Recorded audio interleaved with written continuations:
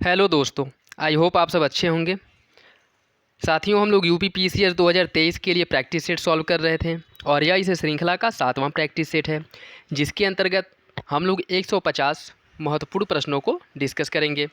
यदि आप लोग चैनल पर नए हैं तो सब्सक्राइब कर लीजिए और बेल आइकन को प्रेस कर लीजिए, जिससे वीडियो का नोटिफिकेशन आप लोगों के पास प्रॉपरली पहुंचता रहे। और यदि आप लोग इसका पीडीएफ चाहते हैं तो टेलीग्राम चैनल से इसके पीडीएफ को डाउनलोड कर सकते हैं। चलिए देखते हैं पहला प्रश्न। निम्नलिखित में से कौन सा एक कथन सही नहीं है? मानव नेत्र को दिखाई पड़ने वाली प्रकाश की सबसे लंबी तरंगदैर्घ्य लगभग 700 नैनोमीटर होती है। मानव नेत्र को दिखाई पड़ने वाली प्रकाश की सबसे छोटी तरंगदैर्घ्य जो है वह 400 मीटर होती है। गामा किरणों का तरंगदैर्घ्य एक्स किरणों की तरंगदैर्घ्य से अधिक होती है। किसी दूरबीन की समीप की वस्तुओं की पृथक किया जा सकने वाले प्रतिबिंब बनाने की योग्यता को उसकी विभेदन क्षमता कहते हैं। इसमें पूछ रहा है कौन सा कथन सही नहीं है।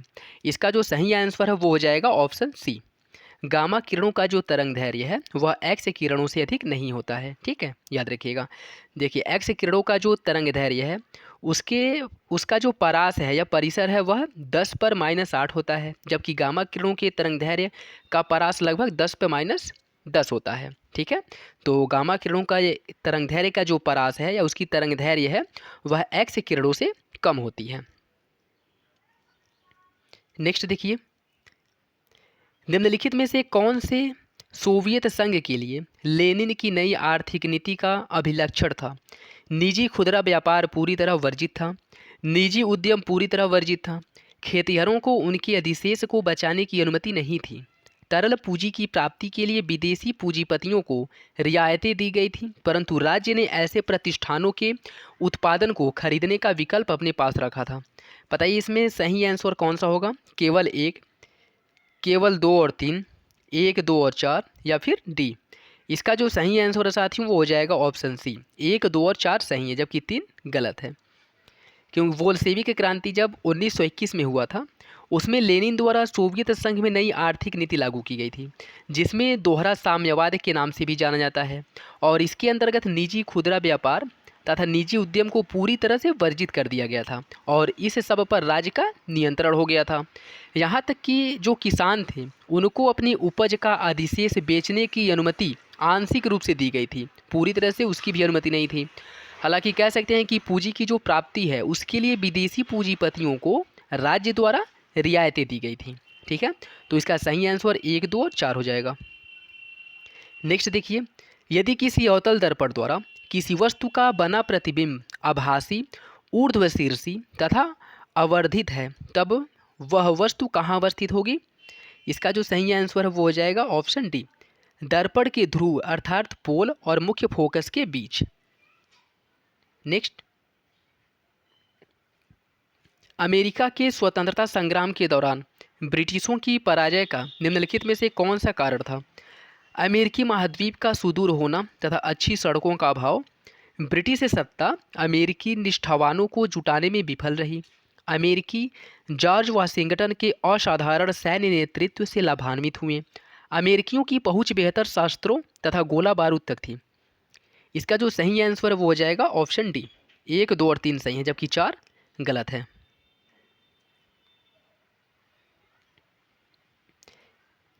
नेक्स्ट देखिए, इंग्लैंड में हुई औद्योगिक क्रांति का लोगों के जीवन पर गहरा प्रभाव पड़ा, उसके बारे में निम्नलिखित में से कौन सा कथन सही है? रेशम लेस बनाने और बुनाई उद्योगों में महिलाएं प्रमुख कामगार थीं। बच्चों और औद्योगिक कार्य के स्वास्थ्य जोखिमों के बारे में फैक्ट्री प्रबंधन पूरी तरह से अवगत थे। बच्चों को वस्त्र कारखानों में प्रायः काम पर लगाया जाता था। चार्ल्स डिकेंस का उपन्यास हार्ड टाइम्स औद्योगिकरण के सन्नास की गंभीर आलोचना थी। बताइए इसका सही आंसर क्या होगा? एक और तीन, एक और दो, एक, तीन और चार, या फिर तीन और चार? इसका जो सही आंसर वो हो जाएगा ऑप्शन डी, तीन और चार सही है, जबकि एक और दो गलत है। नेक्स्ट, निम्नलिखित कथनों पर विचार कीजिए। ब्रिटिश उपनिवेशवाद 18वीं और 19वीं शताब्दी में नियमित गति से निरंतर बढ़ता जा रहा था। ब्रिटेन में औद्योगिक क्रांति के दौरान कपड़ा उद्योग के लिए कच्चे सूत का आयात करना पड़ता था। उपरोक्त में से कौन सा कथन सही है? केवल एक, केवल दो, एक और दो दोनों, न तो एक न तो दो? इसका जो सही आंसर है वो हो जाएगा ऑप्शन सी, दोनों कथन सही हैं। नेक्स्ट, 19वीं शताब्दी में जापान के आधुनिक उद्योगों में अधिकांश कामगार कौन थे? इसका सही आंसर हो जाएगा ऑप्शन सी, इसमें जो अधिकांश कामगार थे वो महिलाएं थीं। नेक्स्ट, 1860 ईस्वी में प्रकाशित नील दर्पण का लेखक निम्नलिखित में से कौन है? Reverend James Long, Michael Madhusudan Dutt, Raja Ram Mohan Roy या दीनबंधु मित्रा? इसका सही आंसर है ऑप्शन डी, दीनबंधु मित्रा द्वारा नील दर्पण की रचना की गई थी। 1860 ईस्वी में प्रकाशित नील दर्पण यह बांग्ला का एक प्रसिद्ध नाटक है जिसके लेखक दीनबंधु मित्र हैं। नेक्स्ट देखिए, अंतर्राष्ट्रीय मामलों में हाल के घटनाक्रम से संबंधित निम्नलिखित कथनों पर विचार कीजिए। नाटो के रक्षा मंत्री सहायता के लिए विस्तृत पैकेज के साथ यूक्रेन के लिए समर्थन को बढ़ावा देने पर सहमत हुए हैं, जो कि उसे अपनी रक्षा को मजबूत करने तथा अपने सैन्य बलों के आधुनिकीकरण में सहायक होगा। इजराइल के पूर्वी जेरूसलम के पड़ोस के फिलिस्तीनी क्षेत्र में यहूदी आदिवासियों के लिए आवास इकाइयों के निर्माण की योजनाओं की घोषणा की है। नीचे दिए गए कूट का प्रयोग करके सही उत्तर का चयन कीजिए। केवल एक सही है, केवल दो, एक और दो दोनों सही है, न तो एक न तो दो। इसका जो सही आंसर है साथियों वो हो जाएगा ऑप्शन बी, दूसरा सही है जबकि पहला गलत है। 1873 ईस्वी में ज्योतिबाराव फूले द्वारा निम्नलिखित संगठनों में से कौन सा एक संगठन प्रारंभ किया गया था? इसका सही आंसर हो जाएगा ऑप्शन डी, सत्य शोधक समाज की स्थापना और इसका प्रारंभ किया गया था ज्योतिबाराव फूले द्वारा। कब? 1873 ईस्वी में महाराष्ट्र में ज्योतिराव फूले द्वारा सत्य शोधक समाज की स्थापना की गई थी, जिसका मुख्य उद्देश्य क्या था? इसका उद्देश्य शूद्र एवं अस्पृश्य जातियों के लोगों को विमुक्त करना या उनको गरिमा प्रदान करना था। ठीक है, मुख्य रूप से यह निम्न एवं अस्पृश्य जातियों के उत्थान के लिए प्रारंभ किया गया एक संगठन था।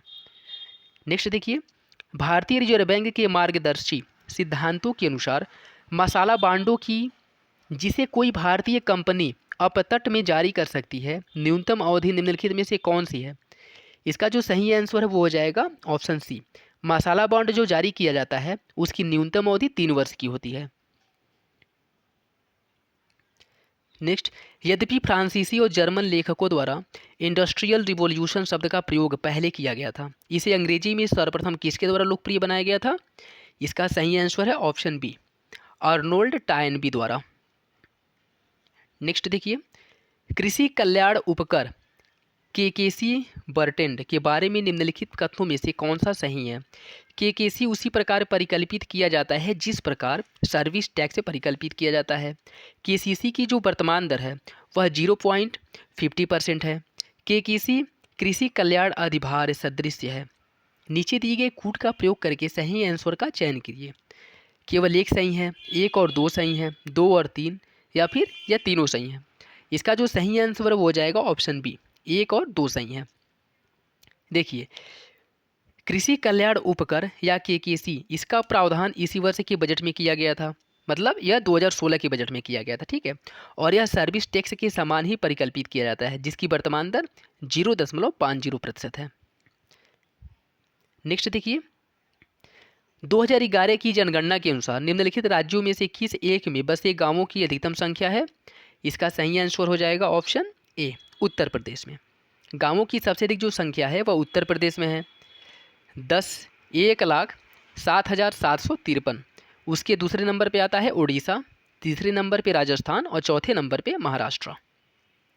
नेक्स्ट देखिए, सूची फर्स्ट को सूची सेकेंड से मिलान करना है।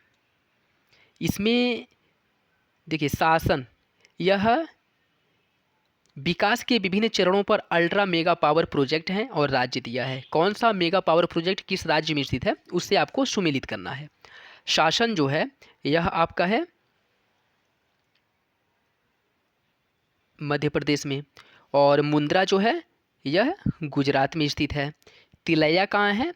यह हजारीबाग झारखंड में स्थित है। और कृष्णपट्टनम कहाँ पे है? आंध्र प्रदेश में है। ठीक है, नेतलौर आंध्र प्रदेश में एक जगह है नेतलौर, वहाँ पे स्थित है। ठीक है, तो शासन हो जाएगा मध्य प्रदेश, मुंद्रा गुजरात, तिलैया झारखंड और कृष्णपट्टनम आंध्र प्रदेश। इसका जो सही आंसर है वो हो जाएगा ऑप्शन सी। नेक्स्ट देखिए, फ्यूज तार में विद्युत धारा का कौन सा गुणधर्म लागू होता है? धारा का रासायनिक प्रभाव, धारा का चुंबकीय प्रभाव, या फिर धारा का तापमान प्रभाव, या धारा का प्रकाशीय गुणधर्म? इसका जो सही आंसर है वो हो जाएगा ऑप्शन सी। नेक्स्ट, सामुदायिक रसोई में पाक क्रिया के लिए विश्व की वृहत्तम जैव मात्रा चूल्हा प्रणाली कहाँ स्थापित की गई है? इसका सही आंसर है ऑप्शन सी, शिरडी में। नेक्स्ट, निम्नलिखित क्षेत्रकों में से कौन सा एक भारत में ईंधन खपत से कार्बन डाइऑक्साइड उत्सर्जन का सबसे बड़ा योगदान करता है? इसका सही आंसर है ऑप्शन ए, विद्युत और ऊष्मा उत्पादन। जो विद्युत का उत्पादन किया जाता है जिसमें कोयले का सबसे अधिक मात्रा में खपत इसी क्षेत्र में होता है, और यही जो है कार्बन डाइऑक्साइड उत्सर्जन का सबसे महत्वपूर्ण कारक है, या फिर इसे कह सकते हैं कि सबसे ज़्यादा कार्बन डाइऑक्साइड उत्सर्जन का योगदान करता है। तो इसका सही आंसर हो जाएगा ऑप्शन ए। नेक्स्ट देखिए, 19 और 22, 19 से लेकर के 22 तक के जो प्रश्न है वह आपके कथन और कारण से रिलेटेड है, जिसको देखिए। पहला क्या कह रहा है? राजस्थान के पश्चिमी भाग में वार्षिक वृष्टि की परिवर्तता अधिक होती है, पश्चिमी राजस्थान में औसत वार्षिक वृष्टि अत्यंत कम है। बताइए इसका सही आंसर क्या होगा? इसका सही आंसर है ऑप्शन बी। यह दोनों कथन सही है, लेकिन ये जो है कथन जो है कारण का वह स्पष्ट उल्लेख नहीं करता है। नेक्स्ट, ओजोन ऑक्सीजन का एक त्रिपरमाणु कणु है, ओजोन मुख्यतः समताप मंडल में संदृत होता है। इसका जो सही आंसर है वो हो जाएगा ऑप्शन बी। यह भी जो है कथन और कारण दोनों सही हैं, लेकिन कथन कारण की व्याख्या नहीं करता है। नेक्स्ट देखिए, आहार में नमक की अत्यधिक मात्रा वृक्कों के खराब होने का एक कारण हो सकती है, अधिक नमक से युक्त रक्तदाब हो सकता है। बताइए इसका सही आंसर क्या है? इसका सही आंसर है ऑप्शन ए, कथन और कारण दोनों सही है। कथन कारण की, या कह सकते हैं कि कथन फर्स्ट कथन सेकंड की उपयुक्त या सटीक व्याख्या करता है। नेक्स्ट देखिए, लैटेराइट मृदाएं उच्च ताप और उच्च वृष्टि वाले क्षेत्रों में विकसित होती हैं। लैटेराइट मृदाएं तीव्र निच्छालन प्रक्रिया का परिणाम है। इसका भी सही आंसर हो जाएगा ऑप्शन ए। कथन फर्स्ट और कथन सेकंड दोनों सही हैं, ठीक है, और फर्स्ट का सही स्पष्टीकरण है कथन सेकंड। नेक्स्ट देखिए, सहारा मरुस्थल का सहेल प्रदेश किससे संबंधित है? इसका जो सही आंसर साथियों वो हो जाएगा ऑप्शन बी। यह सहारा मरुस्थल के दक्षिणी गतिमान कोर से संबंधित है, ठीक है। देखिए, सहेल क्षेत्र उत्तरी अफ्रीका का वह मध्यवर्ती क्षेत्र है जहां उसके स्तर का सहारा मरुस्थल दक्षिण के सवाना इलाके में परिवर्तित होना शुरू हो चुका है, और यह उत्तरी अफ्रीका में लाल सागर से अटलांटिक महासागर तक फैला है। इसके अंतर्गत दक्षिणी सूडान का उत्तरी भाग और सूडान का दक्षिणी भाग, चाड का मध्यवर्ती और अल्जीरिया के क्षेत्र इसके अंतर्गत आते हैं। नेक्स्ट देखिए, 2011 की जनगणना के अनुसार निम्नलिखित राज्यों को उनकी घटती हुई जनसंख्या के क्रम में व्यवस्थित कीजिए। तो इसका जो सही आंसर है वो हो जाएगा महाराष्ट्र जो है दूसरे स्थान पे, सबसे बड़े कहाँ पे है? उत्तर प्रदेश में, तो महाराष्ट्र हो जाएगा, ठीक, पहले नंबर पे। दूसरे नंबर पे आ जाएगा बिहार, तीसरे नंबर पे आ जाएगा पश्चिम बंगाल, और चौथे नंबर पे आ जाएगा आंध्र प्रदेश। तो इसका जो सही आंसर है 3, 2, 1 और 4, 3, 2, 1 और 4, ऑप्शन बी जो है वो सही हो जाएगा।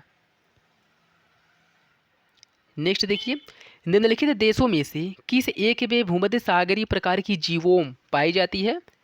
इसका सही आंसर है ऑप्शन ए, चिली में। दक्षिण अमेरिकी महाद्वीप में स्थित चिली में भूमध्य सागरीय प्रकार का जीवोम पाया जाता है, जहां ग्रीष्म ऋतु शुष्क होता है जबकि शीत ऋतु में वर्षा होती है। नेक्स्ट, नदी और उसकी सहायक नदी के निम्नलिखित युग्मों में से कौन सा एक सही सुमेलित नहीं है? इसका सही आंसर है ऑप्शन सी, नर्मदा सही सुमेलित नहीं है। जबकि जो गोदावरी की सहायक नदी कौन सी है? वेनगंगा। कावेरी की सहायक नदी है भवानी। कृष्णा की सहायक नदी है भीमा। जबकि नर्मदा किसकी सहायक नदी है? नर्मदा की, देखिए अमरावती नदी जो है नर्मदा की सहायक नदी नहीं है, बल्कि यह कावेरी की सहायक नदी है जो तमिलनाडु में बहती है, ठीक है। और नर्मदा की सहायक नदी कौन सी है? तावा नदी जो है वह नर्मदा की सहायक है। जबकि यानी तीनों विकल्प सही हैं। नेक्स्ट, सूची फर्स्ट को सूची सेकेंड से मिलान करना है। इसका जो सही आंसर साथियों वो हो जाएगा डेन्यूब। डेन्यूब कहाँ पे है? डेन्यूब नदी जो है अपना मुहाना बनाती है काला सागर में, ठीक है। राइन नदी कहाँ पे मुहाना बनाती है? राइन नदी अपना मुहाना बनाती है भूमध्य सागर में, और रोन नदी उत्तरी सागर में, और लॉयर नदी विस्के की खाड़ी में अपना मुहाना बनाती हैं। मतलब ये नदियाँ कहाँ पे गिरती हैं? तो डेन्यूब नदी काला सागर में गिरती है, राइन नदी भूमध्य सागर में गिरती है, रोन नदी उत्तरी सागर में, और लॉयर नदी विस्के की खाड़ी में। इसका जो सही आंसर है वो हो जाएगा ऑप्शन सी। नेक्स्ट देखिए, सूची फर्स्ट को सूची सेकंड से मिलान करना है। इसमें कुछ प्रक्रम दिए गए हैं और यह इसका परिवर्तन प्रकार दिया गया है, ठीक है। कपूर का तापन किस में होता है? कपूर का तापन जो होता है वह होता है ऊर्ध्वपातन में, और सामान्य ताप पर जलवाष्प का शीतलन, यह क्या है? एक रासायनिक सामान्य ताप पर जलवाष्प का शीतलन, यह क्या है? यह एक संघनन की प्रक्रिया है। अंडे का पकाया जाना, अंडे का पकाया जाना है रासायनिक परिवर्तन, और सामान्य ताप पर जलवाष्प का बनना क्या है? वाष्पन है। तो कपूर का तापन जो है ऊर्ध्वपातन कहलाता है, और सामान्य तापमान पर जलवाष्प का शीतल होना संघनन कहलाता है। अंडे का पकाया जाना या बॉयल करना, यह एक रासायनिक प्रक्रिया का उदाहरण है, और सामान्य तापमान पर जलवाष्प का बनना वाष्पन कहलाता है, ठीक है। इसका सही आंसर हो जाएगा ऑप्शन ए। नेक्स्ट देखिए, निम्नलिखित कथनों में से कौन सा एक सही है? इसका सही आंसर हो जाएगा ऑप्शन ए, सहसंयोजी आबंध दिशिक है। पहला ऑप्शन सही है। नेक्स्ट, शून्य संयोजकता वाले तत्व का अभिनिर्धारण कीजिए। इसका सही आंसर हो जाएगा ऑप्शन डी, रेडॉन। नेक्स्ट, जब कोई निरापद दियासलाई की तीली को उसकी डिब्बी पर रगड़ता है तो पहले चरण पर क्या होता है?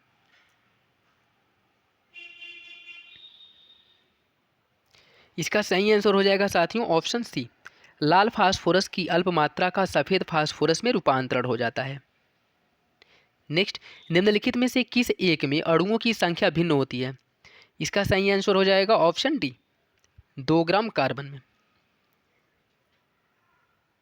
एलपीजी रसोई गैस में प्रोपेन और ब्यूटेन संगठक के रूप में होते हैं। एलपीजी में एक गंधयुक्त यौगिक क्यों मिलाया जाता है? इसका सही आंसर है साथियों ऑप्शन सी, इससे गैस के रिसाव का आसानी से पता लगाने के लिए इसमें एक गंधहीन या गंधयुक्त पदार्थ मिलाया जाता है या गैस मिलाया जाता है, जिसे मरकैप्टन कहा जाता है, जिससे यदि गैस रिश्ता है तो वो स्मेल करता है और उससे जो है पता चल जाता है कि गैस कहीं से लीक हो रहा है। नेक्स्ट, जीवाणुओं का अनुवांशिक पदार्थ किस में पाया जाता है? इसका सही आंसर है ऑप्शन बी, कोशिका द्रव्य में जीवाणुओं का अनुवांशिक पदार्थ पाया जाता है। किसी तरल के धार रेखीय प्रवाह के अनुदिश क्या होता है? किसी निश्चित स्थिति को पार करते समय समस्त तरल कणों का वेग एक समान होता है। इसका सही आंसर हो जाएगा ऑप्शन सी। एक घोड़ा और एक गधा जनन द्वारा खच्चर पैदा कर सकते हैं, जो एक अनुर्वर पशु है। घोड़े और गधे की निम्नलिखित में से कौन सी भिन्नता के कारण यह अनुवर्त होता है? इसका सही आंसर है ऑप्शन सी, जाति भिन्नता के कारण यह जो भिन्नता या कह सकते हैं कि यह अनुवर्त देखने को मिलता है। नेक्स्ट, किसी गतिमान पिंड की गतिज ऊर्जा किस प्रकार प्रभावित होती है यदि इस पर किया गया नेट कार्य धनात्मक हो? इसका सही आंसर है ऑप्शन बी, यह बढ़ जाती है। नेक्स्ट, एक पौधे में पीली पत्तियां तथा मृत धब्बे निम्नलिखित में से किसकी कमी के कारण होते हैं? इसका सही आंसर है ऑप्शन ए, पोटेशियम की कमी के कारण पौधे के जो पत्तियां हैं वह पीली पड़ जाती हैं। कोई कण सरल आवर्त गति में है, दोलन कण के त्वरण से संबंधित निम्नलिखित में से कौन सा कथन सही है? इसका सही आंसर है option B, sorry C option जो है इसका सही है। जब गति अधिकतम होती है तब यह न्यूनतम होता है, ठीक है। नेक्स्ट, फ्लोराइड दंत मंजन की कभी कभी इसलिए अनुशंसा की जाती है क्योंकि फ्लोराइड जो है प्लाक के बनने को रोकता है। इसका सही आंसर है ऑप्शन ए। नेक्स्ट, निम्नलिखित में से कौन सा एक कथन सही है? इसका सही आंसर हो जाएगा ऑप्शन डी, किसी माध्यम में ध्वनि तरंगों की गति प्रत्यास्थ और जड़त्व दोनों गुणधर्मों पर निर्भर करती है। ऑप्शन डी जो है यह सही हो जाएगा। नेक्स्ट, निम्नलिखित में से कौन सा एक कथन सही नहीं है? ध्वनि का तारत्व या पिच उसका वह अभिलाक्षण है जिसके द्वारा हम साधारणतया पुरुष स्वर तथा स्त्री स्वर के बीच भेद कर सकते हैं। इसका जो सही आंसर है साथियों क्या हो जाएगा? ध्वनि की प्रबलता इसकी आवृत्ति से संबंधित होती है। किसी संगीतमय ध्वनि में कुछ ऐसी सुनिश्चित आवृत्तियां होती हैं जो साधारण तथा मूल आवृत्ति की सन्नादि होती हैं। किसी विशिष्ट सांगीतिक ध्वनि की ध्वनि गुणता ध्वनि तरंग के तरंग रूप से संबंधित होती हैं। इसमें क्या पूछा है? कौन सा ऑप्शन गलत है? इसका सही आंसर हो जाएगा ऑप्शन बी, यह जो है गलत है, क्योंकि ध्वनि की जो प्रबलता है उसके आयाम पर निर्भर करती है। ठीक, और इसमें क्या दिया है कि ध्वनि की प्रबलता उसकी आवृत्ति से संबंधित होती है, यह गलत है। आवृत्ति ना होकर के यहाँ पे क्या होगा? आयाम होगा। ठीक है, नेक्स्ट देखिए, नाइट्रोजन के एक आयतन के साथ हाइड्रोजन के 3 आयतनों का संयोजन होने से क्या बनता है? इसका सही आंसर हो जाएगा ऑप्शन बी, अमोनिया के 2 आयतन बनते हैं। नेक्स्ट देखिए, निम्नलिखित में से किस एक में मिथेनोजेंस अर्थात मीथेन उत्पादित करने वाले जीवाणु नहीं होते हैं? इसका सही आंसर है ऑप्शन बी, वायुजीवी पर्यावरण में मीथेन उत्पादित करने वाले जीवाणु नहीं होते हैं, जबकि पशुओं के प्रथम आमाशय इसमें होते हैं, अवायवीय अंपक इसमें भी होते हैं, और पशुओं के मलमूत्र में भी मीथेन उत्पादित करने वाले जीवाणु होते हैं, जबकि वायवीय या वायुजीवी पर्यावरण में मीथेन उत्पादन करने वाले जीवाणु नहीं होते हैं। नेक्स्ट, कैक्टस के बारे में निम्नलिखित कथनों पर विचार कीजिए। पत्ते लघुकृत होकर कंटक रह जाते हैं, तना प्रकाश संश्लेषण करता है। उपरोक्त कथन में से सही आंसर का चुनाव करिए। केवल एक, केवल दो, एक और दो दोनों, न तो एक न तो दो। इसका सही आंसर हो जाएगा साथियों ऑप्शन सी, दोनों ऑप्शन जो है सही है। देखिए, कैक्टस जो है एक मरुद्भिद पादप है जो अपनी वातावरणीय अनुकूलता के कारण पत्तियों को कांटों में परिवर्तित कर लेता है और तना द्वारा प्रकाश संश्लेषण की क्रिया होती है, और इस अनुकूलता के कारण यह वाष्पोत्सर्जन को रोकता है, जिससे मरुस्थल में आसानी से जीवित रह सकते हैं। ठीक है, नेक्स्ट देखिए, मलेरिया परजीवी क्या है? यह जीवाणु है अर्थात बैक्टीरिया, या प्रोटोजोआ, विषाणु वायरस है, या कवक फंगस है? इसका सही आंसर हो जाएगा साथियों ऑप्शन बी, यह एक प्रोटोजोआ है। मलेरिया परजीवी एक प्रोटोजोआ है, एक कोशिकीय जीव जो मलेरिया रोग अर्थात प्लाज्मोडियम द्वारा मानव शरीर में टॉक्सिस उत्पादन करने के कारण होता है। नेक्स्ट देखिए, जैव विविधता के संदर्भ में निम्नलिखित कथनों में से कौन सा कथन सही है? जाति समृद्धि और उच्च श्रेणी की स्थानिकता जैव विविधता के प्रमुख स्थलों की पहचान के लिए महत्वपूर्ण मानदंड है। जाति विविधता उष्णकटिबंधों में अधिकतम होती है और नीचे ध्रुवों की ओर घटती जाती है। जैव विविधता का संरक्षण स्वस्थाने अर्थात इन सीटू और बाह्य स्थाने अर्थात एक्स सीटू भी हो सकता है। नीचे दिए गए कूट का प्रयोग करके सही आंसर का चयन कीजिए। केवल एक सही है, 2 और 3 सही हैं, सभी सही हैं, या केवल 1 और 3 सही हैं? इसका जो सही आंसर है साथियों वो हो जाएगा ऑप्शन सी, तीनों ऑप्शन जो है सही हैं। नेक्स्ट, 1 किलोवाट घंटा किसके बराबर होता है? इसका सही आंसर है ऑप्शन बी, 36 गुणे 10 पावर 5 जूल के बराबर होता है। क्या? 1 किलो वाट घंटा। नेक्स्ट, विषाणुओं को मारना कठिन है क्योंकि उनमें कोशिकीय संरचना का अभाव पाया जाता है। इसका सही आंसर हो जाएगा ऑप्शन सी, विषाणुओं को मारना इसलिए कठिन है क्योंकि उसमें कोशिकीय संरचना का अभाव पाया जाता है। नेक्स्ट, जब ध्वनि तरंगे किसी माध्यम से होकर संचरित होती हैं तो कौन सी भौतिक राशि या फिर राशियां पारगत होती हैं? इसका सही आंसर हो जाएगा ऑप्शन बी, केवल ऊर्जा। देखिए, जब ध्वनि तरंगे एक माध्यम से दूसरे माध्यम में जाती हैं तो वे अपने पथ से विचलित हो जाती हैं। ध्वनि तरंगों के विभिन्न परतों में संचरण के उपरांत केवल ऊर्जा पारगम होता है। ठीक है, नेक्स्ट क्वेश्चन देखिए साथियों, जब कोई प्रकाश किरण कांच की सिल्ली अर्थात स्लैब में प्रवेश करती है तो इसमें क्या होता है? इसका जो सही आंसर है वो हो जाएगा ऑप्शन सी, आवृत्ति बदल जाती है। देखिए, जब प्रकाश विरल से सघन माध्यम में प्रवेश करता है तो प्रकाश की चाल घटती है, लेकिन आवृत्ति एक समान रहती है। नेक्स्ट, दाब एक अदिश राशि है क्योंकि इसका सही आंसर हो जाएगा ऑप्शन ए। यह बल का क्षेत्रफल के साथ अनुपात है तथा बल और क्षेत्रफल दोनों सदिश राशियां हैं। इसका जो सही आंसर वो हो जाएगा ऑप्शन ए। नेक्स्ट देखिए,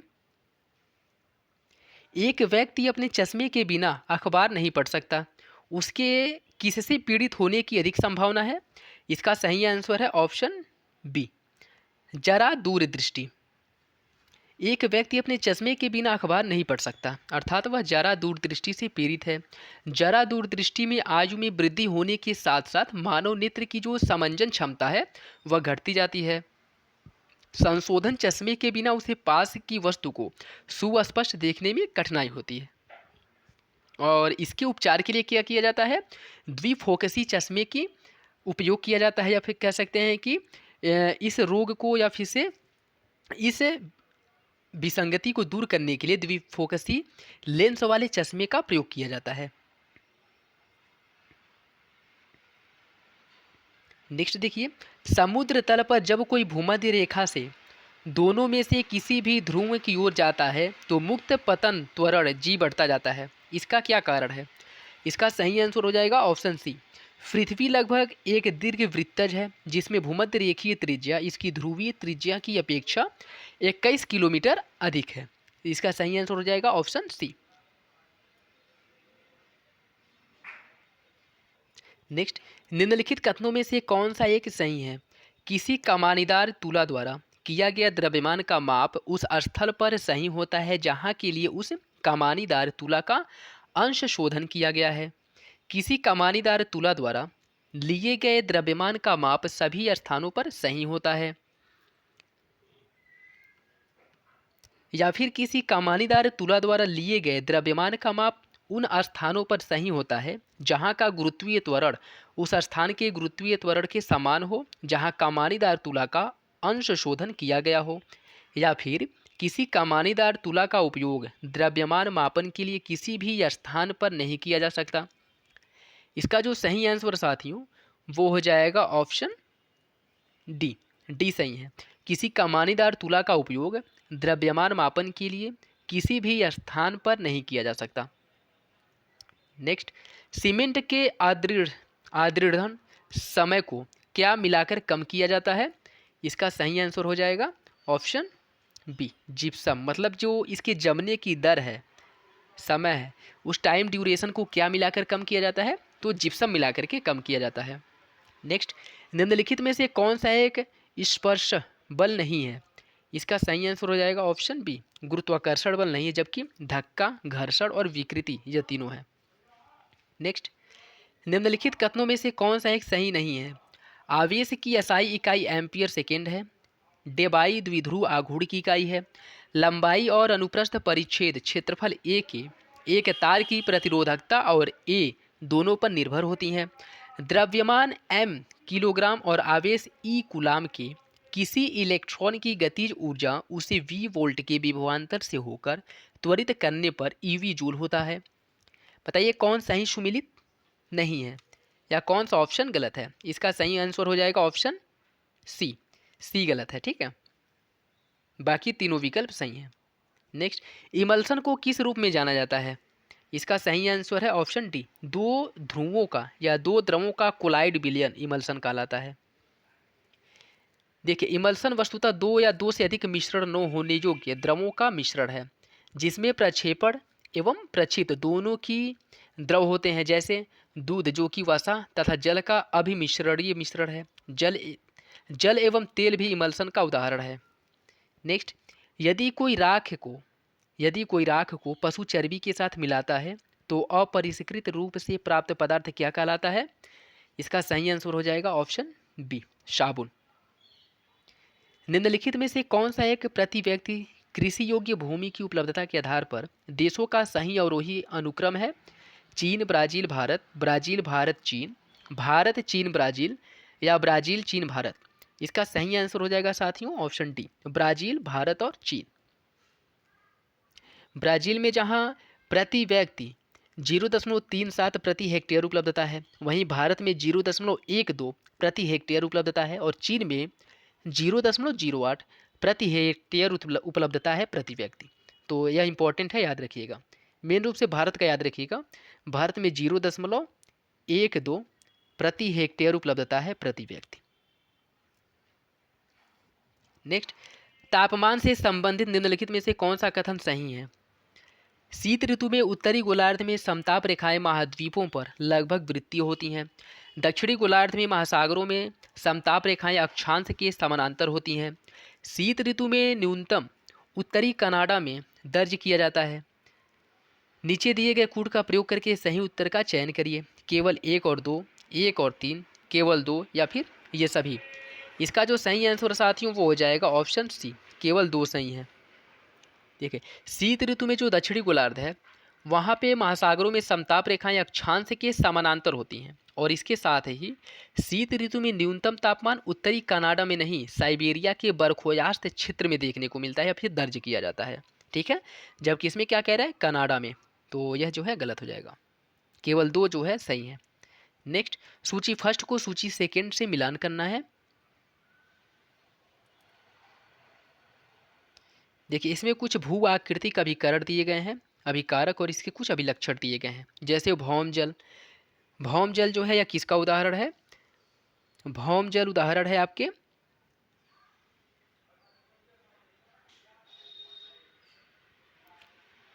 भौम जल उदाहरण है साथियों लैपीज का। ठीक, और प्रवाही जल किसका उदाहरण है? प्रपात कुंड का। हिमनद किसका उदाहरण है?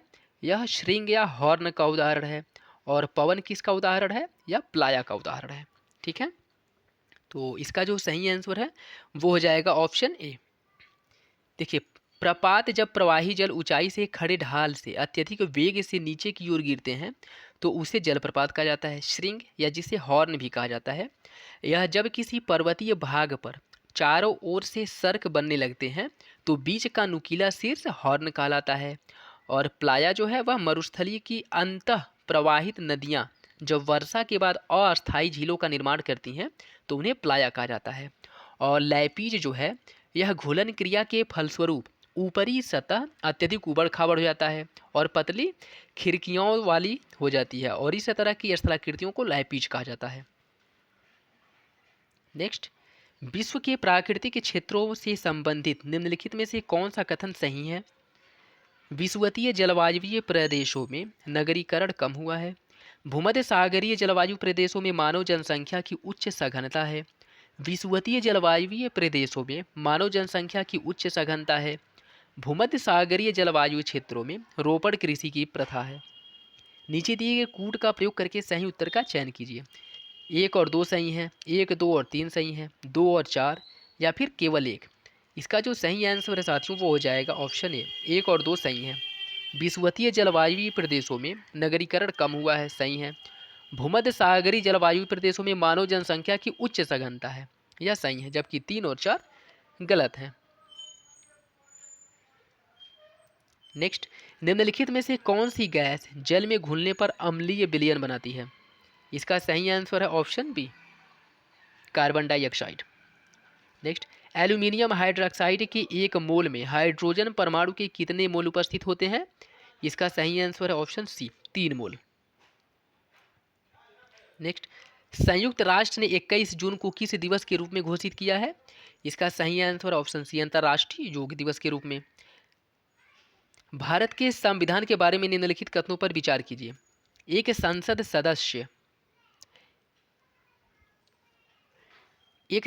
सदस्य संसद में अभिव्यक्ति की स्वतंत्रता का उपयोग भारत के संविधान द्वारा संरक्षित एक संसदीय विशेषाधिकार के रूप में करता है। संविधान ने संविधान को संशोधित करने की शक्ति संसद में निहित की है। उपरोक्त कथनों में से कौन सा कथन सही है? केवल 1, केवल 2, 1 और 2 दोनों, न तो 1 न तो 2। इसका जो सही आंसर साथियों वो हो जाएगा ऑप्शन सी, 1 और 2 दोनों। भारत के प्रधानमंत्री की निम्नलिखित शक्तियों में से कौन सी एक भारत के संविधान में ही संहिताबद्ध की गई है? इसका सही आंसर है ऑप्शन ए, अन्य मंत्रियों की नियुक्ति के विषय में राष्ट्रपति को सलाह देना यह शक्ति जो है इसमें दी गई है। और इसका प्रावधान किसमें किया गया है? संविधान के अनुच्छेद 75 में, जिसके में ये कहा गया है कि प्रधानमंत्री की नियुक्ति राष्ट्रपति करेगा, और इसी में कहा गया है कि अन्य मंत्रियों की नियुक्ति प्रधानमंत्री की सलाह पर राष्ट्रपति करेगा। ठीक है। नेक्स्ट, भारत में संघ कार्यपालिका के बारे में निम्नलिखित कथनों में से कौन सा कथन सही है? इसका सही आंसर हो जाएगा ऑप्शन सी, मंत्रियों की नियुक्ति प्रधानमंत्री की सलाह पर राष्ट्रपति द्वारा की जाती है, यह सही है। नेक्स्ट, बेलनाकार पाषाण मुद्राओं का उपयोग किस सभ्यता में किया जाता था? इसका सही आंसर है ऑप्शन डी, मेसोपोटामिया की सभ्यता में जो मुद्रा है बेलनाकार मुद्राओं का प्रयोग किया जाता था। नेक्स्ट, धन विधेयक के बारे में निम्नलिखित कथनों में से कौन सा सही है? इसका सही आंसर है ऑप्शन डी, यदि इसके बारे में कोई विवाद खड़ा हो तो लोकसभा अध्यक्ष ही अंततः निर्णय करता है कि कोई विधेयक धन विधेयक है अथवा नहीं। मतलब धन विधेयक पे विवाद होने की स्थिति में यदि सवाल यह खड़ा होता है कि कोई विधेयक धन विधेयक है या नहीं, तो इस पर अंतिम रूप से निर्णय लेने का अधिकार लोकसभा अध्यक्ष के पास है। तो आंसर डी जो है वह सही हो जाएगा। और धन विधेयक का प्रावधान जो है संविधान के अनुच्छेद 110 में किया गया है। ठीक है। नेक्स्ट, सविनय अवज्ञा आंदोलन के संबंध में निम्नलिखित कथनों में से कौन सा सही है? इस आंदोलन को व्यापार समूहों तथा कृषक वर्ग से व्यापक समर्थन मिला। यह आंदोलन महाराष्ट्र में बड़े पैमाने पर हुए श्रमिक विद्रोह के साथ साथ घटित हुआ था। वकीलों और विद्यार्थियों की विशाल भागीदारी इस आंदोलन की विशेषता थी। नीचे दिए गए कूट का प्रयोग करके सही उत्तर का चयन कीजिए। केवल एक सही है, एक और दो सही है, दो और तीन सही है, या सभी सही है? बताइए इसका सही आंसर क्या होगा? इसका जो सही आंसर साथियों वो हो जाएगा ऑप्शन ए, केवल एक सही है। क्योंकि सविनय अवज्ञा आंदोलन ब्रिटिश साम्राज्य काल के विरुद्ध भारतीय राष्ट्रीय कांग्रेस द्वारा चलाए गए जन आंदोलनों में से एक था, जिसकी शुरुआत 6 अप्रैल 1930 को की गई थी। और इस आंदोलन को व्यापार समूहों तथा कृषक वर्ग से व्यापक समर्थन मिला था। इस आंदोलन में कृषकों एवं महिलाओं की व्यापक भागीदारी देखने को मिली थी, और यह महाराष्ट्र में बड़े पैमाने पर हुए श्रमिक विद्रोहों के साथ घटित नहीं हुआ था। तो ये ऑप्शन बी जो है यह गलत हो जाएगा। नेक्स्ट देखिए, निम्नलिखित में से कौन सा उपयोगितावाद विचारधारा के अभिलक्षण है? उपयोगितावादियों का विश्वास था कि सभी मूल्य भूमि से उत्पन्न होते हैं। उपयोगितावाद के सर्वाधिक प्रख्यात प्रवक्ता जेरेमी बेंथम और जॉन स्टुअर्ट मिल थे। उपयोगितावादी इस विचार के समर्थक थे कि भारत को देशीय कानूनों और प्रथाओं द्वारा शासित किया जा सकता है। उपयोगितावादी अधिकतम लोगों के लिए अधिकतम लाभ के विचार के समर्थक थे। नीचे दिए गए कूट का प्रयोग करके सही उत्तर का चयन कीजिए। बताइए इसका सही आंसर क्या होगा? इसका जो सही आंसर है साथियों वो हो जाएगा ऑप्शन बी, 2 और 4 सही है। नेक्स्ट, निम्नलिखित कथनों पर विचार कीजिए। पेरिपल्स एक यूनानी अर्थात ग्रीक शब्द है जिसका अर्थ होता है जल यात्रा करना। एरिथ्रियन भूमध्य सागर का यूनानी अर्थात ग्रीक नाम था। उपरोक्त में से कौन सा कथन सही है?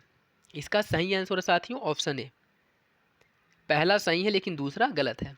क्योंकि पेरिपल्स जो है वह तो यूनानी है जिसका अर्थ होता है जल यात्रा करना, और दूसरा कथन जो है वह एरिथ्रियन जो कि एक ग्रीक शब्द है, और यह प्राचीन समय में भूमध्य सागर के लिए नहीं बल्कि लाल सागर के लिए प्रयुक्त होता था। ठीक है। और इसमें क्या कहा गया है? भूमध्य सागर का यूनानी नाम है, तो इसलिए जो है यह गलत हो जाएगा। ठीक है। यह भूमध्य सागर का नाम न होकर के लाल सागर का नाम था, एरिथ्रियन। ठीक है। नेक्स्ट, बिजली करघा पावर लूम जिससे सूती वस्त्र उद्योग में क्रांति आ गई है, इसकी खोज निम्नलिखित में से किसने की थी? इसका सही आंसर है साथियों ऑप्शन ए, एडमंड कार्टराइट द्वारा वस्त्र उद्योगों में क्रांति के लिए बिजली करघा का या पावर लूम का आविष्कार किया गया था। नेक्स्ट, सहायक मैत्री व्यवस्था सब्सिडियरी अलायंस किसके द्वारा अभिकल्पित हो गई है? इसका सही आंसर है ऑप्शन ए, लॉर्ड बेलेजली। देखिए, सहायक मैत्री व्यवस्था या कह सकते हैं कि सहायक संधि यह बेलेजली द्वारा की गई थी, जिसका शासनकाल 1798 से 1805 तक यह भारत का गवर्नर था। और इसकी जो संधि की शर्तें थी वह निम्नलिखित, जैसे भारतीय राजाओं को अपनी विदेशी संबंध ईस्ट इंडिया कंपनी के नियंत्रण में स्थापित करना होता था। सहायक संधि करने वाले बड़े राज्यों के लिए यह आवश्यक था कि वे किसी अंग्रेज सैन्य अधिकारी द्वारा नियंत्रित एक सैन्य टुकड़ी को अपने राज्य में रखें और बदले में पूर्ण प्रभुसत्ता वाला क्षेत्र कंपनी को दे दें। ईस्ट इंडिया कंपनी सहायक संधि स्वीकार करने वाले राज्यों के आंतरिक मामलों में हस्तक्षेप न करते हुए राज्य की उसके हर हर प्रकार के शत्रुओं से रक्षा करेगी। यह जो है इस सहायक संधि में प्रावधान किया गया था।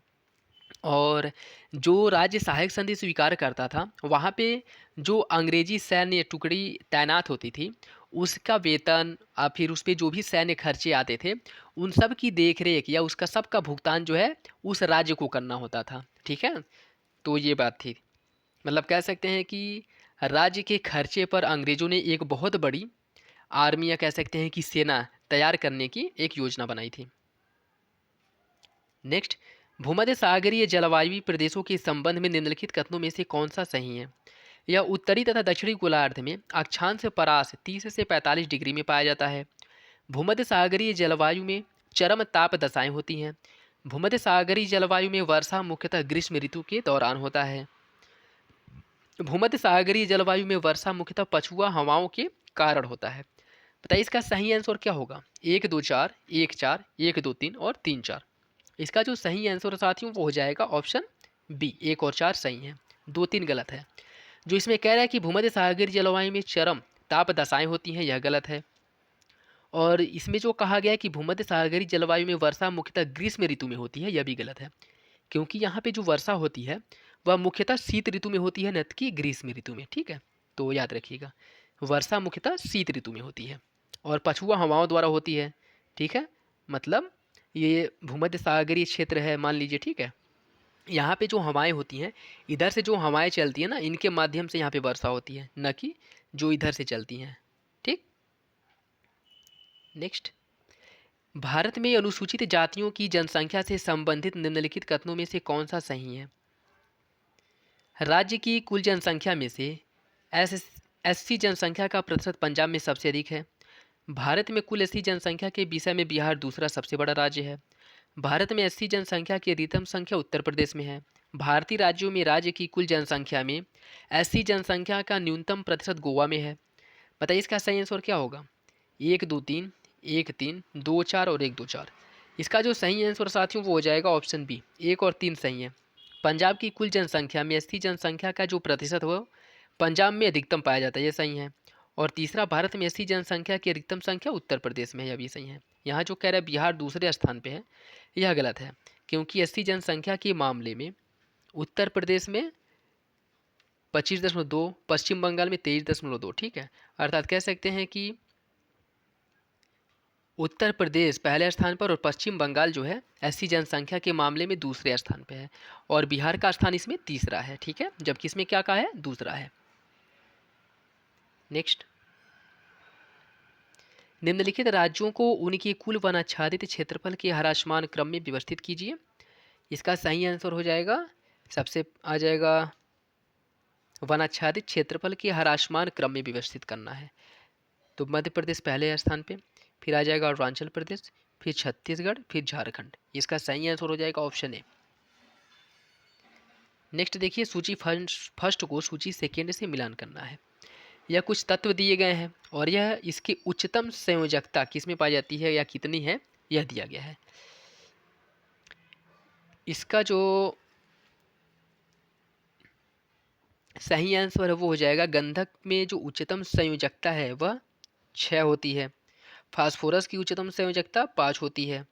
सीसा की उच्चतम संयोजकता जो है वह 4 होती है और चांदी की 3 होती है। इसका जो सही आंसर है साथियों वो हो जाएगा ऑप्शन बी।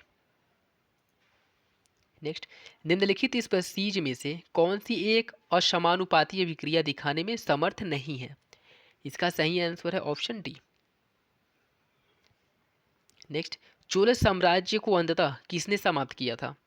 इसका सही आंसर है ऑप्शन डी, मलिक काफूर ने, जो अलाउद्दीन खिलजी का एक वो था, कह सकते हैं कि गुलाम था। नेक्स्ट, निम्नलिखित में से किस अभिलेख में चंद्रगुप्त और अशोक दोनों का उल्लेख किया गया है? इसका सही आंसर साथियों ऑप्शन बी, महाक्षत्रप रुद्रदमन के जूनागढ़ अभिलेख में चंद्रगुप्त मौर्य और अशोक इन दोनों का उल्लेख किया गया है। नेक्स्ट, बौद्ध ग्रंथों में उल्लिखित धर्म चक्र प्रवर्तन क्या है? यह सारनाथ में दिया गया उनका प्रथम उपदेश। महात्मा बुद्ध का सारनाथ में जो पहला उपदेश दिया गया था उसे धर्म चक्र प्रवर्तन कहा जाता है। और उनकी मृत्यु को महापारिनिर्वाण कहा जाता है। उनकी गृह त्याग की घटना को महाभिनिष्क्रमण कहा जाता है। ठीक है। नेक्स्ट देखिए, प्राचीन भारत में निम्न में से किस एक ने नियमित रूप से सोने के सिक्के चलाए थे? इसका सही आंसर साथियों ऑप्शन सी, कुषाणों द्वारा नियमित रूप से सोने के सिक्के चलाए गए थे। अवेस्ता और ऋग्वेद में समानता है। अवेस्ता किस क्षेत्र से संबंधित है? इसका सही आंसर है ऑप्शन बी, अवेस्ता या जिंद अवेस्ता जो है यह ईरान का एक कह सकते हैं धार्मिक ग्रंथ है।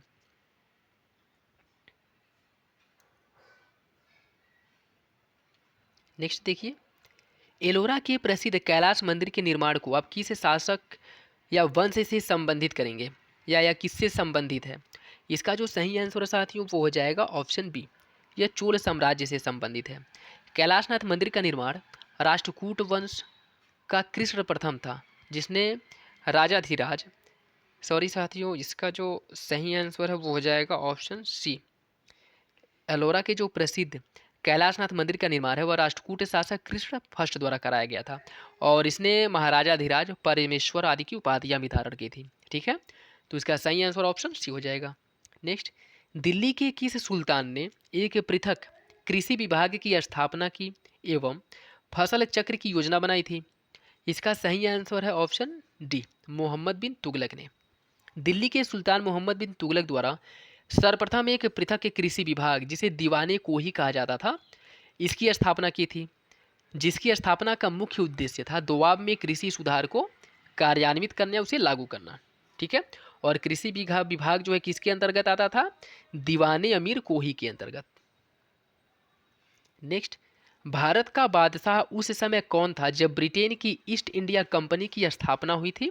इसका सही आंसर है ऑप्शन सी, अकबर।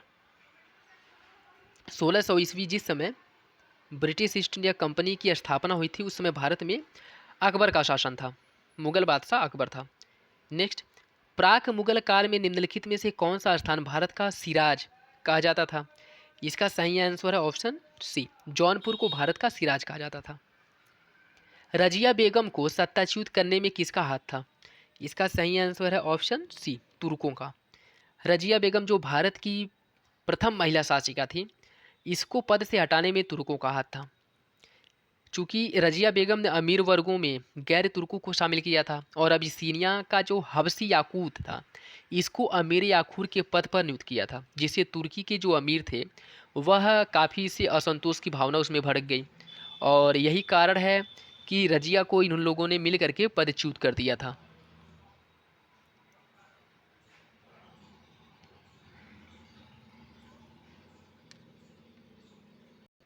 नेक्स्ट देखिए, भारत में सर्वप्रथम सांकेतिक मुद्रा टोकन करेंसी का प्रचलन किसके द्वारा किया गया था? इसका सही आंसर है ऑप्शन सी, मोहम्मद बिन तुगलक ने मुद्रा के बदले तांबे का जो है एक टोकन या सांकेतिक मुद्रा का प्रचलन किया था, जो जिस मामले में यह विफल रहा था। ठीक है, तो इसका सही आंसर हो जाएगा ऑप्शन सी। देखिए, मोहम्मद बिन तुगलक ने सर्वप्रथम यह टोकन करेंसी या सांकेतिक मुद्रा का प्रचलन किया था। यह चीन के कबूलई खा और ईरान के गाई खातू से प्रेरणा प्राप्त करके इसने इस सिक्के का प्रचलन किया था, जो कांसे की मुद्रा थी। ठीक है, लेकिन यह इसमें असफल रहा था। नेक्स्ट देखिए, निम्न में से किन दो राज्यों और औरंगजेब ने दक्कन से जीता था? दक्कन से जीता था वे कौन थे? इसका जो सही आंसर है साथियों ऑप्शन सी, बीजापुर और गोलकुंडा। नेक्स्ट, किस मुस्लिम राजा ने मूल्य नियंत्रण पद्धति को पहली बार कार्यान्वित किया था? इसका सही आंसर है ऑप्शन ए, अलाउद्दीन खिलजी ने। अलाउद्दीन खिलजी ने पहली बार मूल्य नियंत्रण पद्धति को कार्यान्वित किया था। इसने सैनिकों को कम वेतन में ही संतुष्ट रखने के लिए उसने वस्तुओं का मूल्य निर्धारित किया, जिससे कि कम वेतन में ही सैनिकों को सारी सुविधाएं उपलब्ध हो सकें।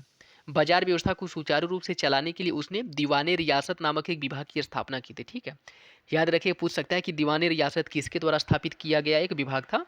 तो अलाउद्दीन खिलजी ने दीवाने रियासत की स्थापना की थी, जिसका मुख्य कार्य यही था कि बाजार को जो मूल्य है, बाजार में जो मूल्य है सामानों का, उसे नियंत्रित करना। अगर उसमें कोई कम तौलता है या ज़्यादा पैसे लेता है तो उसको दंडित करना, ये सब इसके अंतर्गत आता था। ठीक है, अनाजों की जो मंडी होती थी अलाउद्दीन के शासनकाल में, अनाजों की मंडी में जो सर्वोच्च अधिकारी उच्च अधिकारी होता था उसको शाहनाए मंडी कहा जाता था। और कपड़े के बाजार में जो विदेशी कपड़ों की लेन देन आदि को ऋण देना लेना और उसका मतलब देख रेख करना, इसको इसके अंतर्गत किसके अंतर्गत यह आता था? वह सराय ए अदला जो होता था वह कपड़ों, विदेशी कपड़ों और इनके मूल्य को, ऋण आदि को नियंत्रित करता था। ठीक है। और इसके द्वारा घोड़ों, मवेशियों, दासों आदि इन सब बाजारों का निर्माण भी किया गया था, स्थापना कराई गई थी। ठीक है, किसके द्वारा? अलाउद्दीन खिलजी द्वारा। नेक्स्ट देखिए, राजपूताना के निम्न राज्यों में से किस एक ने अकबर की संप्रभुता स्वीकार नहीं की थी? इसका सही आंसर हो जाएगा ऑप्शन बी, मेवाड़ ने अकबर की अधीनता स्वीकार नहीं की थी। नेक्स्ट, 1946 में आज़ाद हिंद फौज के लाल किले में दिल्ली के मुकदमे की पैरवी निम्नलिखित में से किसने नहीं किया था? यहाँ पूछा है किसने नहीं किया था। इसका सही आंसर हो जाएगा ऑप्शन सी, सरदार वल्लभ भाई पटेल इसमें शामिल नहीं थे, जबकि भूला भाई देसाई, पंडित जवाहरलाल नेहरू और कैलाशनाथ काटजू इसमें शामिल थे, जिन्होंने आज़ाद हिंद फौज के जो लाल किला मुकदमा था उसकी पैरवी की थी। नेक्स्ट, हंटर कमीशन की रिपोर्ट में विकास पर विशेष जोर दिया गया था, बालिकाओं की शिक्षा पर, उच्च शिक्षा पर, तकनीकी या प्राथमिक? इसका सही आंसर हो जाएगा साथियों ऑप्शन डी, हंटर कमीशन ने प्राथमिक शिक्षा पर विशेष जोर दिया था। नेक्स्ट, भारतीय स्वतंत्रता के लिए फांसी पाने वाले प्रथम रिकॉर्डेड मुस्लिम का नाम क्या था? इसका सही आंसर साथियों ऑप्शन सी, अशफाक उल्लाह खां, ऑप्शन सी सही हो जाएगा। ठीक है, देखिए भारतीय स्वतंत्रता के लिए फांसी पाने वाले जो पहले रिकॉर्डेड मुस्लिम देशभक्त थे वह अशफाक उल्लाह खां थे, जिन्हें काकोरी कांड में अभियुक्त बनाकर सरकार ने फांसी दी थी। नेक्स्ट देखिए, वह प्रांत कौन था जहां 1937 ईस्वी के आम चुनाव के पश्चात राष्ट्रीय कांग्रेस ने अपनी सरकार नहीं बनाई थी? इसका सही आंसर है ऑप्शन डी, बंगाल में। नेक्स्ट, निम्नलिखित क्रांतिकारियों में से कौन काकोरी षड्यंत्र से जुड़ा नहीं था? इसका सही आंसर हो जाएगा ऑप्शन सी, भगत सिंह इससे संबंधित नहीं थे, जबकि राम प्रसाद बिस्मिल, रोशन सिंह और अशफाक उल्लाह खां काकोरी कांड से संबंधित थे।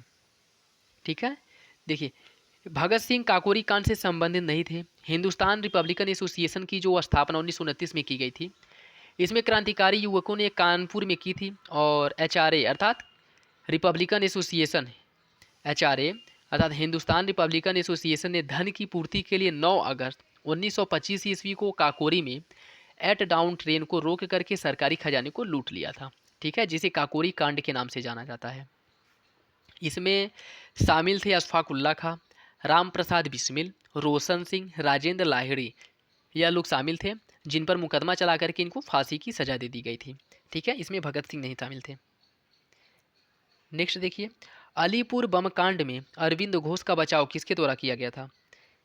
इसका जो सही आंसर वो हो जाएगा option C, option D, Chittaranjan Das द्वारा। अलीपुर बम कांड में अरविंद घोष का बचाव CR दास या चितरंजन दास ने किया था। अरविंद घोष स्वदेशी आंदोलन के जुझारू नेताओं में से एक थे। नेक्स्ट, 1916 में मुस्लिम लीग और कांग्रेस के मध्य किसने समझौता कराया था? इसका सही आंसर हो जाएगा ऑप्शन ए, बाल गंगाधर तिलक ने। नेक्स्ट, ब्रिटिश सरकार ने महात्मा गांधी को कौन सी उपाधि दी थी, जिसे उन्होंने असहयोग आंदोलन के समय वापस कर दिया था? इसका सही आंसर हो जाएगा साथियों ऑप्शन बी, कैसरे हिंद की उपाधि दी थी।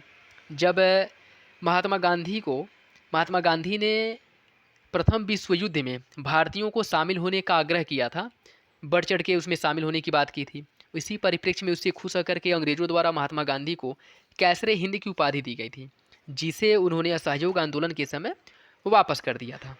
ठीक है, नेक्स्ट देखिए, महाराष्ट्र में प्रार्थना समाज का मुख्य संचालक कौन था?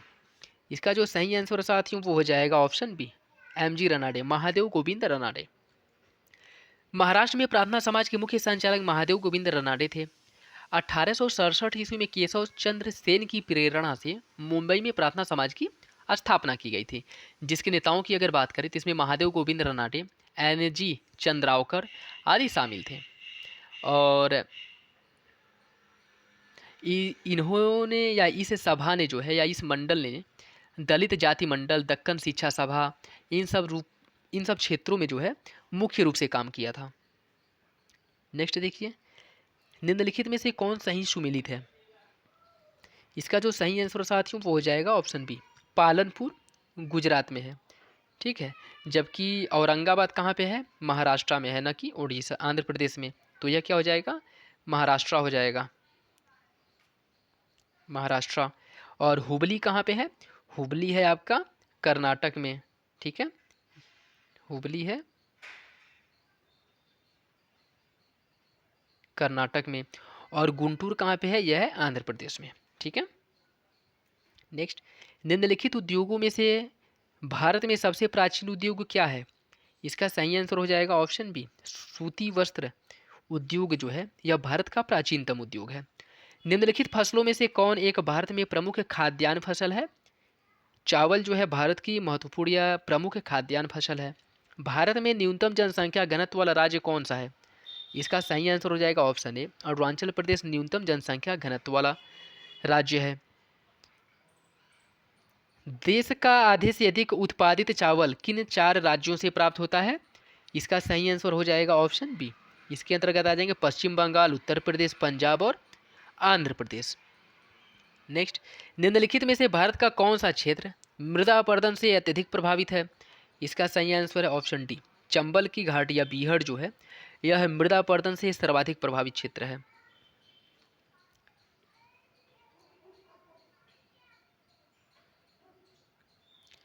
निम्नलिखित में से कौन सा कथन असत्य है? इसमें पूछा है कौन सा कथन असत्य है। इसका सही आंसर हो जाएगा ऑप्शन सी, जो कि गलत है। भारत के पश्चिमी समुद्र तट का निर्माण नदियों की जमाव क्रिया द्वारा हुआ, यह गलत है। क्योंकि भारत की पश्चिमी तट पे जो नदियां प्रवाहित होती हैं, मान लीजिए भारत है, इसके पश्चिमी तट पे जो नदियां आती बहती हैं ना, वह एस्चुअरी ज्वार नदमुख का निर्माण करती हैं। ठीक है, और ये क्या कह रहा है कि यह निर्माण क्रिया समुद्री तट का निर्माण जमाव द्वारा हुआ है। जमाव किस में होता है? बंगाल की खाड़ी में। ठीक है, जहाँ नदियाँ डेल्टा बनाती हैं और यहाँ पे क्या बनाती हैं? एस्चुअरी बनाती हैं। तो सी गलत हो जाएगा, बाकी तीनों सही हैं। जैसे भौमिकीय दृष्टि से प्रायद्वीपीय क्षेत्र भारत का सबसे प्राचीन भाग है। हिमालय विश्व का सबसे नवीन वलित या फोल्डेड पर्वत माउंटेन है। भारत में गोंडवाना शिलाओं में कोयले का बृहत्तम भंडार पाया जाता है। यह तीनों ए, बी और डी सही है, जबकि सी गलत। नेक्स्ट देखिए, भारत में दालों का सबसे बड़ा उत्पादक राज्य कौन सा है? इसका सही आंसर हो जाएगा साथियों ऑप्शन सी, मध्य प्रदेश। राष्ट्रीय पर्यावरण अभियांत्रिकी संस्थान कहाँ स्थित है? इसका सही आंसर है ऑप्शन सी, नागपुर में। विंध्य शैलों में जिसके बृहद भंडार पाए जाते हैं कहाँ स्थित है? यह चूना पत्थर। विंध्य शैलों में किसके बृहद भंडार पाए जाते हैं? चूना पत्थर के बृहद भंडार पाए जाते हैं। निम्नलिखित राज्यों में से किस एक में सर्वाधिक जनसंख्या में वन्यजीव अभयारण्य या नेशनल पार्क स्थित है? इसका सही आंसर है साथियों ऑप्शन सी, मध्य प्रदेश में। ठीक है, और इसमें जो है सबसे अधिक नेशनल पार्क या अभयारण्य स्थित है। नेक्स्ट देखिए, विश्रामपुर किसके खनन के लिए प्रसिद्ध है? इसका सही आंसर है ऑप्शन बी, लौह अयस्कों के खनन के लिए प्रसिद्ध है विश्रामपुर। नेक्स्ट, निम्नलिखित में से कौन सी दक्षिण अटलांटिक महासागर की शीतल धारा है? इसका सही आंसर हो जाएगा ऑप्शन बी, बेगयूला जो है शीतल धारा है। जबकि कनारी, अगुलहास और ब्राज़ील धारा ये सब ठंडी धारा है। आपको एक बात बता दें कि महाद्वीपों के पश्चिमी तट पे जो धाराएं बहती हैं ना, वह ठंडी धाराएं हैं, और पूर्वी तट पे प्रवाहित होने वाली धाराएं गर्म जल धाराएं होती हैं। बेगयूला जो है वह देखिए, मान लीजिए यह अफ्रीका है। ठीक है, मान लीजिए यह अफ्रीका है। अफ्रीका के पश्चिमी तट पे प्रवाहित होती है बेगयूला। ठीक है, और पूर्वी तट पे प्रवाहित होती है अगुलहास। अगुलहास क्या है? एक गर्म जलधारा है, और बेगयूला क्या है? ठंडी जलधारा है। ठीक है, नेक्स्ट, अति गहरी महासागरीय अति गहरी महासागरीय द्रोणियों ट्रेंचो किस में पाए जाते हैं? सबसे गहरा ट्रेंच कहाँ पाया जाता है? इसका सही आंसर हो जाएगा ऑप्शन बी, प्रशांत महासागर में। ठीक है, जिसे किस नाम से जाना जाता है? या आप कह सकते हैं कि यह जो सबसे गहरा ट्रेंच या द्रोणी है वह कहाँ पे स्थित है? उसे उसका नाम जो है मेरियाना गर्त है, जो प्रशांत महासागर में पाया जाता है। ठीक है, तो इसका सही आंसर हो जाएगा ऑप्शन बी। नेक्स्ट देखिए, विश्व की सबसे गहरी झील कौन सी है? इसका सही आंसर साथियों ऑप्शन डी, बैकाल झील जो है यह विश्व की सबसे गहरी झील है, जिसकी गहराई 1940 मीटर है, जो 30.5 हजार वर्ग किलोमीटर क्षेत्रफल में फैला है और यह रूस में स्थित है। नेक्स्ट, भारतीय संविधान के किस अनुच्छेद में से, निम्न अनुच्छेदों में से किस एक के अधीन राज्यपाल राष्ट्रपति के विचारों के लिए किसी विधेयक को आरक्षित कर सकता है? इसका सही आंसर है ऑप्शन सी। अनुच्छेद 201 में प्रावधान किया गया है कि राज्यपाल राज्य विधान मंडल द्वारा पारित किसी विधेयक को राष्ट्रपति के लिए आरक्षित कर सकता है। नेक्स्ट, संविधान के अंतर्गत मूल अधिकारों का संरक्षक कौन होता है? इसका सही आंसर है ऑप्शन सी, सर्वोच्च न्यायालय।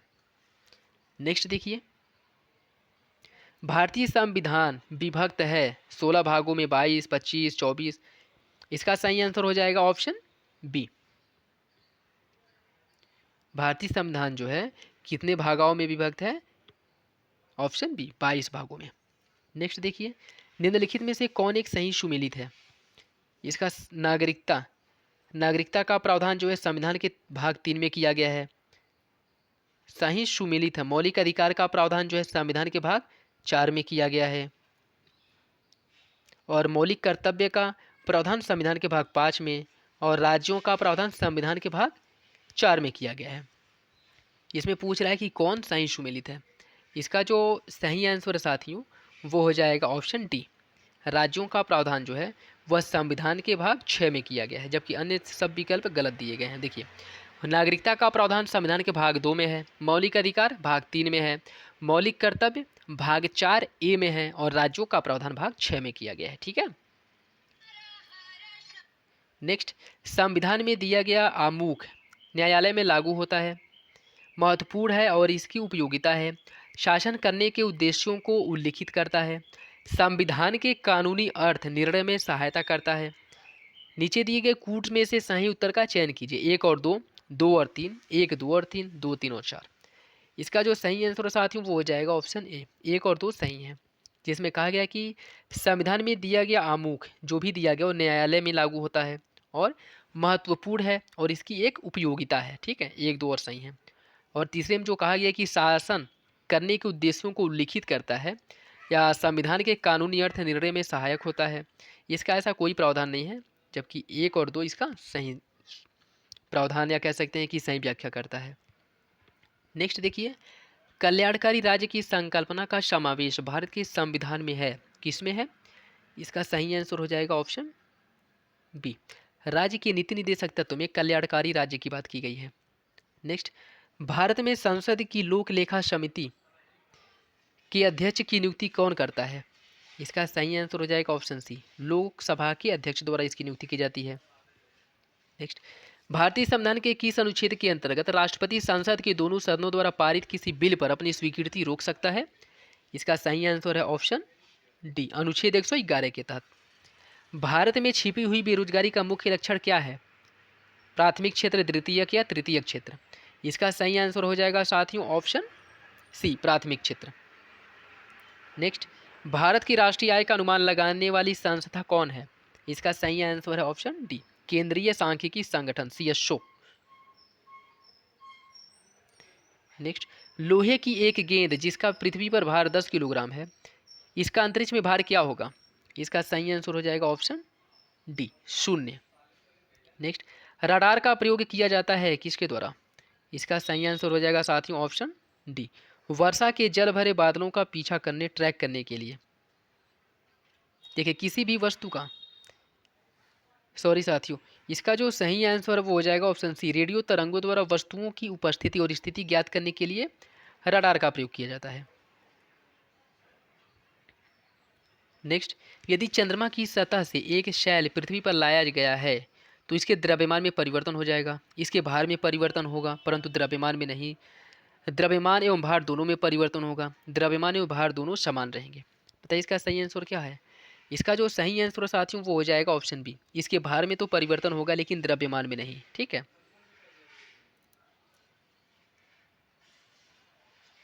नेक्स्ट देखिए, गाड़ियों के टायरों में हवा भरी जाती है क्योंकि यह कुचालक है या सस्ती है, इसका घनत्व कम है या अधिक संपीड़क है?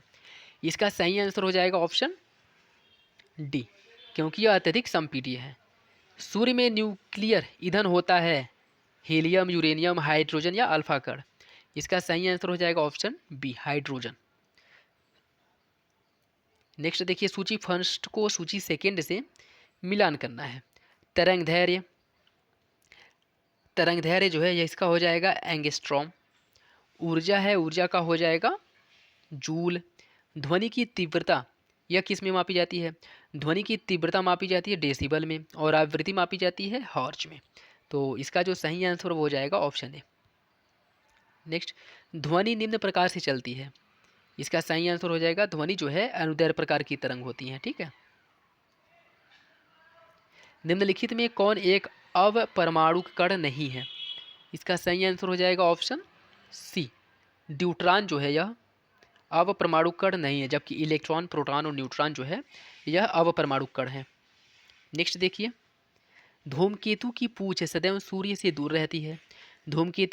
धूमकेतु की पूंछ गैसों व बर्फ के छोटे छोटे कणों से बनी होती है। सही उत्तर का चयन कीजिए।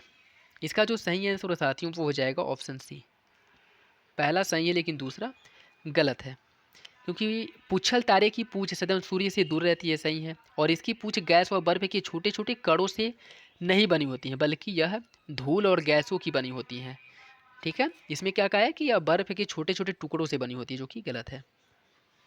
नेक्स्ट, रेडियोधर्मी डेटिंग एक प्रक्रिया है जिसमें मापा जा सकता है क्या? इसका सही आंसर हो जाएगा ऑप्शन है, चट्टानों की उम्र मापने के लिए रेडियोधर्मी डेटिंग का प्रयोग किया जाता है। नेक्स्ट, माचिस बनाने में निम्न में से मुख्यतः एलिमेंट में से या किसका प्रयोग किया जाता है? इसका सही आंसर हो जाएगा ऑप्शन बी, फास्फोरस का प्रयोग किया जाता है। मानव हार्मोन्स इंसुलिन उत्पन्न होता है, किससे उत्पन्न होता है? अग्नाशय से उत्पन्न होता है। हृदय कब आराम करता है? कभी नहीं, सोते समय। या हृदय जो आराम करता है वह दो धड़कनों के बीच करता है। ठीक है।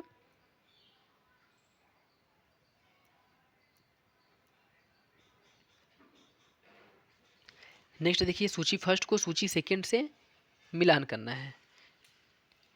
स्टेथोस्कोप, स्टेथोस्कोप का प्रयोग जो है हृदय की ध्वनि सुनने के लिए किया जाता है।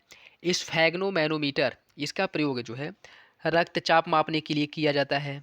और कैरेटोमीटर, इसका प्रयोग किया जाता है सोने की शुद्धता का पता लगाने के लिए। और लक्स मीटर का प्रयोग प्रकाश की तीव्रता मापने के लिए किया जाता है। ठीक है, इसका सही आंसर हो जाएगा ऑप्शन सी। नेक्स्ट, इसमें भी सूची फर्स्ट को सूची सेकेंड से मिलान करना है। ठीक है, देखिए, कार्बन मोनोऑक्साइड,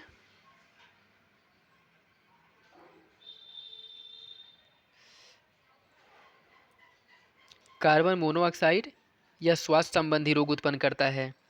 और नाइट्रोजन ऑक्साइड केंद्रीय नर्वस सिस्टम को प्रभावित करता है। और धूल के कण जो हैं यह जीवन किरण को प्रभावित करता है। और सीसा कैंसर का कारण होता है। तो इसका जो सही आंसर है वो हो जाएगा ऑप्शन डी। नेक्स्ट, निम्नलिखित युग्मों में से कौन सा ही सुमेलित नहीं है? एपी कल्चर के अंतर्गत शहद की पालन या कह सकते हैं मधुमक्खी पालन किया जाता है। सेरी कल्चर के अंतर्गत सिल्क वर्म का। पीसी कल्चर लाख के कीड़ों का उत्पादन। हार्टिकल्चर फूलों की खेती। इसका जो सही आंसर है साथियों, कौन सा ही सुमेलित नहीं है, वो हो जाएगा ऑप्शन सी, पीसी कल्चर लाख के कीड़ों का उत्पादन किया जाता है, जो कि गलत है। एपी कल्चर मधुमक्खी पालन सही है। और सेरी कल्चर रेशम कीटों का पालन, ये भी सही है। और पीसी कल्चर के अंतर्गत मछली पालन किया जाता है, न कि लाख कीट का। ठीक है, तो गलत हो जाएगा। और हॉर्टिकल्चर के अंतर्गत फूलों का उत्पादन किया जाता है, यह भी सही है। नेक्स्ट, मस्तिष्क तथा मेरुरज्जु पर चढ़ी झिल्ली में सूजन आ जाने से होने वाला रोग क्या है? इसका सही आंसर हो जाएगा option C, sclerosis. Next, Bharat cryogenic प्रौद्योगिकी का विकास कर रहा है। निम्न में से किस देश या एजेंसी को यह प्रौद्योगिकी प्राप्त नहीं है? यूरोपीय स्पेस एजेंसी, ब्राजील, संयुक्त राष्ट्र ऑफ अमेरिका या संयुक्त राज्य अमेरिका या जापान। इसका सही आंसर हो जाएगा ऑप्शन बी, ब्राज़ील को यह प्राप्त नहीं है, जबकि यूरोपीय स्पेस एजेंसी और अमेरिका और जापान के पास है। नेक्स्ट, भारत में उत्तर प्रदेश किसके उत्पादन में पहले स्थान पे है? इसका सही आंसर हो जाएगा ऑप्शन बी, गेहूं और गन्ना के उत्पादन में। भारतीय दलहन अनुसंधान संस्थान कहाँ स्थित है? यह कानपुर में स्थित है। ये था 150 क्वेश्चंस। साथियों, क्या है कि वीडियो बहुत लंबा हो जाता है, इसलिए मैं थोड़ा जल्दी जल्दी से प्रैक्टिस सेट सॉल्व करा रहा हूँ। तो अगर आप लोग चाहते हैं कि मैं प्रॉपर जो है बहुत अच्छे से एक्सप्लेन करके प्रैक्टिस सेट सॉल्व कराऊं तो कमेंट बॉक्स में कमेंट कर सकते हैं, उसमें क्या है कि थोड़ा टाइम लगेगा, ठीक है। बाकी इसका पीडीएफ आप लोग टेलीग्राम चैनल से डाउनलोड कर सकते हैं, और चैनल पर नए हैं तो सब्सक्राइब जरूर कर लीजिए, जिससे रोज़ जो है आप लोगों को प्रैक्टिस सेट मिलते रहें, जो कि आपकी परीक्षा में बहुत ही उपयोगी सिद्ध होंगे। चलिए मिलते हैं अगले वीडियो में, तब तक के लिए धन्यवाद। जय हिंद।